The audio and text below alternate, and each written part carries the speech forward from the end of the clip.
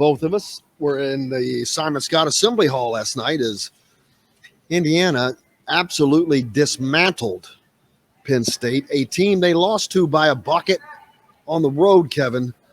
But last night they came out like Mike Woodson beat them before the game. I mean, it was a start of epic proportions.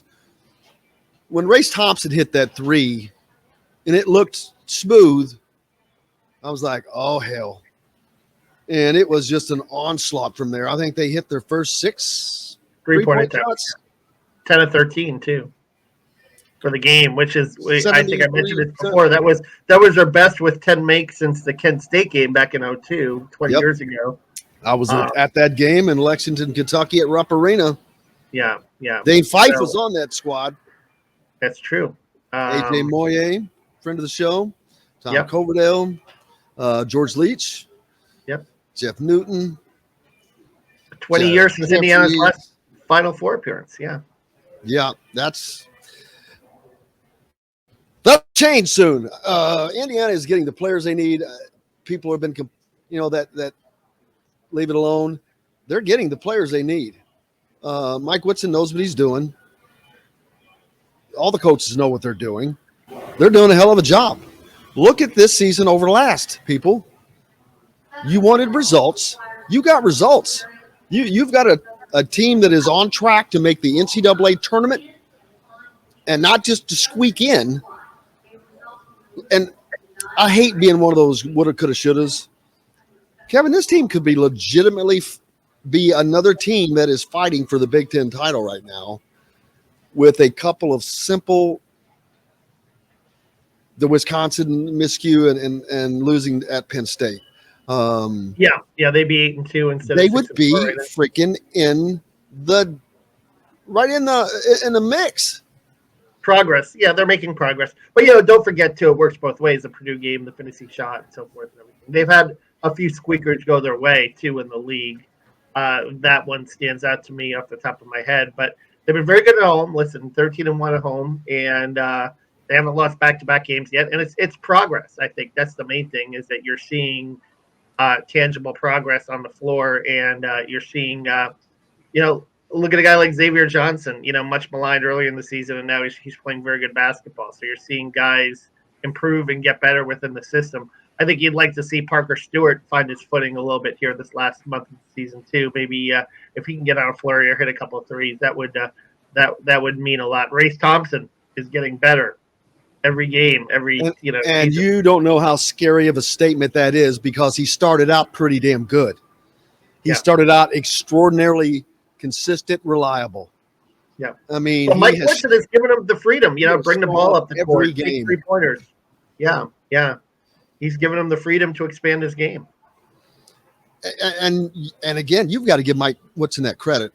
I mean, I know people, me included, you see Race Thompson line up for a three, and you're just like, dude, he's shooting 10%, man. And he's still. But you know what? I guess if that tide turns, and maybe from this point at the end of the year, he shoots 25%. Yeah. And he's dragging bigs out away from the paint along the way, and that helps in other ways. I mean, there's so many different ways that can help stretching the floor, but the confidence he's gaining is scary. This is going to sound nuts, but he's a more well-rounded player than Trayce Jackson-Davis. Yeah, in my opinion. I covered plenty of Florida teams back in the day. Matt Bonner, Eric Murphy. The stretch four is a valuable weapon. A guy that's 6'9", 6'10", that can go out there and shoot like that and shoot 35-40% from three, completely opens up the floor. Gives you so much more that you can do driving in the paint, driving the basket. And I think that's what Mike Woodson wants to develop, which is why he's giving, Race a little freedom. Now, Race is not quite that threat yet, but I think down the road in recruiting, you are going to see Mike Woodson and that program go after those guys, those power forwards that can shoot from three. And this is the modern game. This is the game that, and Woodson knows that from coaching in the NBA. This is where the game is headed, where you need to have that 6'9", 6'10" guy go out and step out and shoot some threes, if for no other reason than to open things up for offensive rebound and open up the court. Hunter Dickinson comes to mind pretty quickly. Oh, exactly. Yeah, some of what you saw what he could do in that Michigan game, and it's Jalen Smith of Maryland. Was a guy a couple of years ago, if you remember, and he was a lottery pick, and that's why, for the life of me, I feel bad for Trace, but had Trace been able to develop that skill, he'd be out in the NBA, be making millions of dollars right now. But he has not been able to develop that skill yet for whatever reason. He's still pretty much a back to the basket player in the post. I had this discussion a little bit yesterday. I think it was. I don't know how in the world he could be considered a surefire leaving to go to the NBA. He is not locked in on a second round of the mocks. He's on the bubble of that. Now, could that change? Sure. But he's not going to you're not going to jump very high. And so the best he's going to would be at the bottom of the second round. That's not a good place. That's not a good. Yeah, and not only that, but not for him. He could make NIL money next year. He could team up with Hood Schifino, which would make his life infinitely easier. I think there's a lot. I think there's a lot to be said for him to come back for his senior year. Put dents in the record book.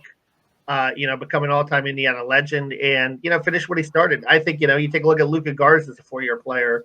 And there are plenty of guys in the Big Ten that have done it and have done pretty well for themselves. So I think it'll be an interesting decision again for Trace in the offseason. But he strikes me as the kind of kid that likes college too. So it would definitely help Indiana and be to their benefit. But I truly believe it would help Trace Jackson Davis because his stock is just not that high as an NBA pick right now, and I don't know that changes because of what we've talked about. And until that does, now I'm not in the school that people say, "Oh, people's not ready." Let me tell you who decides a player's ready: the NBA. If they decide he's ready, he's freaking ready. I don't care what they say. He may not be ready to play today. He may be to play tomorrow, but it doesn't matter. If they want to draft a guy because they think he has the potential and they think that they can provide a hell of a lot more development for him when he doesn't have to worry about school, this, that, and the other thing, they're going. Then they're ready. I don't have a problem with that. But if you're not middle or higher on that second round, I think that's a mistake. Yeah, no guaranteed money in that contract. One thing Trace is doing very well, and one area where he's really expanded his game is protecting the rim. 4 blocks last night. He's among the Big Ten leaders in block shots. I think he and EJ Liddell are right there. You got to give him credit. I think that's one area and he seems like he's in, just much better shape all around. His stamina and his ability to sustain this year is much better than last year, and he's alluded to that. But you would like to see him, just develop a little more perimeter skills, some face-up skills, where he can, take a big off the dribble too. Take him out and take him off the dribble because sometimes, like even last night, a guy like Harar is not the best matchup for him. Kofi Coburn, who's going to be coming down in a couple of weeks, not the best matchup for him because bigger, more physical. And it shows sometimes for him being a back-to-the-basket guy at 6'9", 245 when you're going up against 7 foot 280, which is what Big Kofi is.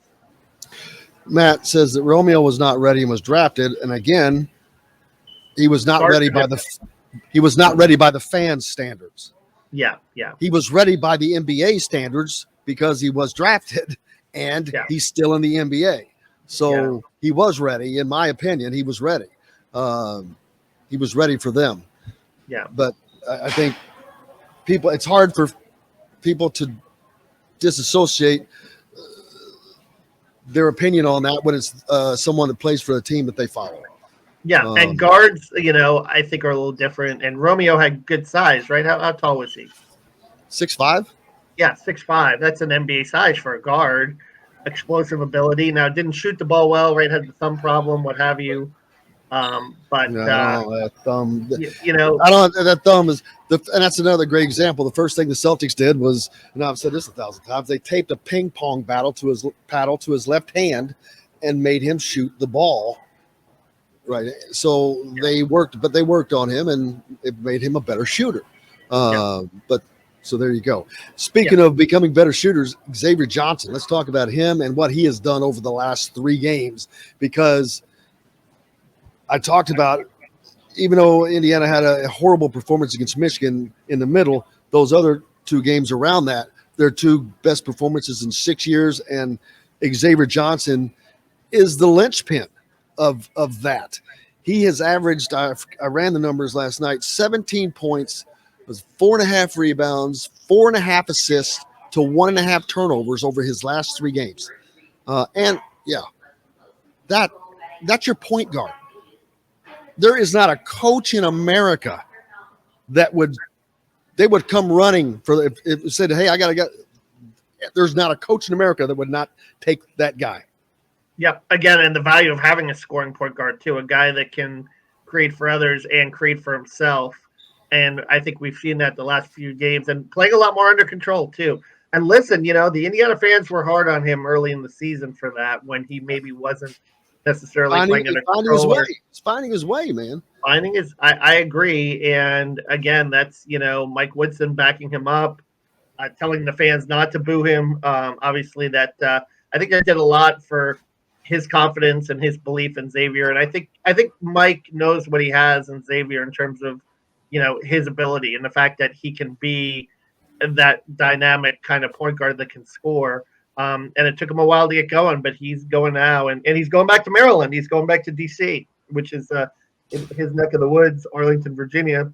So I'm sure he's going to be pretty motivated on Saturday to, maybe put on a good show in front of family and friends. Sometimes that works both ways. Sometimes guys get psyched out in those homecoming games, but I think that will be nice for him coming in off a high, to be able to go home and, play in front of his family and friends that will probably be coming into Maryland to see him play. How many players this year have we heard talk about Mike Woodson? Rob Fennessy is in his corner. He is backing these players up. They know that is such a departure for what they were dealing with before. You can see it on their faces. You can see it on the floor. You can see it before the games. And I'm watching them warm up. Christian Lander's out there. He's happy as he can be. If the fans would stay out of it, he's happy as he can be. Just let it go. They've got it covered. But they're happy. They're fun. They're having fun. They enjoy each other. And Mike Woodson is a big part of that, of making it all okay for those guys. Yeah, and I think he cracks the whip when he has to in practice, certainly. I don't think he's a complete softie, but I think he's a guy who, instills confidence in his players and gets them to believe in themselves, and a guy who moves on. You know what I mean? You make a mistake in basketball, it's going to happen. You teach it, and then you move on, and you look forward to the next game and not really dwell on it. And I think that's who he was as a player, from talking to his former players last fall when I did that story on him, and I think that's who he is as a coach too. And I think it's paying dividends right now. Now you got 10 games to go. You can't lay an egg here in these last 10 games, right? You gotta keep that momentum going. And the Big Ten is grind, and it's a bear. And we will see how this Fennessy injury, A, how long term it is, and B, how it affects rotations going forward in terms of, and the perimeter defense, because Rob is one of the defenders.